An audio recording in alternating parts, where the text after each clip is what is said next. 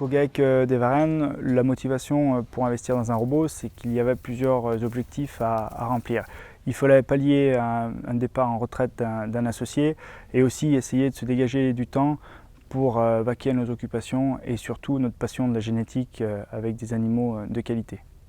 Nous avons parcouru plusieurs départements pour visiter des exploitations qui étaient dans la même typicité, avec le même objectif. La conclusion finale, c'était que le robot ME1 GEA, par sa qualité du lait, nous a vraiment intéressés et nous avons approfondi la question. Le GAEC des Varennes nous a consulté avec un cahier des charges bien précis, bien défini, avec une table d'alimentation centrale, 2 lots de pâture, donc l'été, une pâture de jour, une pâture de nuit, et un bâtiment qui rentre en configuration hiver. Le principe de fonctionnement, une table d'alimentation centrale, des vaches en libre pour aller à la table d'alimentation et une présélection. Les vaches ici donc, passent dans la porte de tri, elles sont identifiées avec un collier qui va permettre d'avoir les chaleurs et le temps d'ingestion pour pallier aux problèmes d'acidose. L'animal, s'il n'est pas dans son intervalle de traite, revient au bâtiment. S'il doit être trié, vient dans le tri, ou alors il rentre dans l'aire d'attente. Une fois dans l'aire d'attente, il a plusieurs possibilités, 3 possibilités, comme nous avons un ME1 3 box.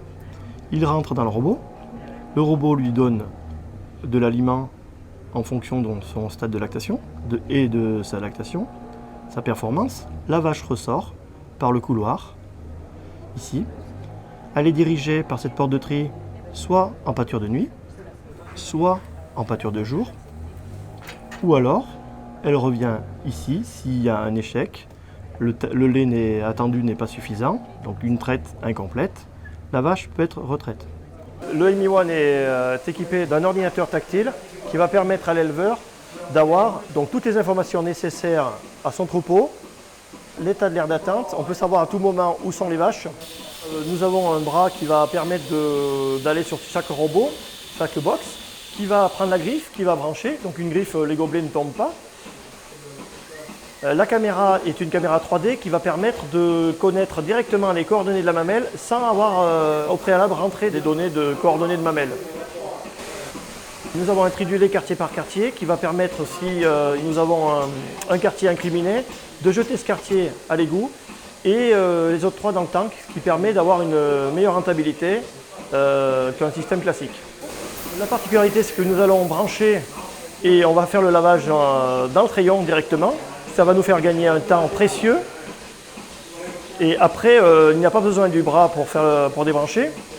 Le concept du multibox, c'est un système évolutif qui va permettre d'avoir un box supplémentaire, il va de 2 à 5 box, un box supplémentaire en fonction de l'évolution du troupeau, à des moindres coûts. En termes de génie civil, c'est très simple, nous avons une maçonnerie de 3 mètres par 80 cm de large, une arrivée d'eau qui est déjà faite, une arrivée électrique. Donc c'est un système économique. Donc l'arrivée du robot de traite sur l'exploitation a changé radicalement notre façon de travailler et d'appréhender le sujet. Il a fallu s'adapter avec la machine, appréhender un peu l'outil informatique avec différents paramètres que l'on n'avait pas en salle de traite. Il reste encore à travailler, mais on ne pensait pas arriver 6 mois après à un bilan comme celui-là. On est passé par quelques difficultés, mais plutôt un bilan très positif avec un troupeau qui a plutôt bien réagi et aujourd'hui qui travaille en harmonie avec la machine. La collaboration avec ESF et Christophe Breuil s'est très bien passée.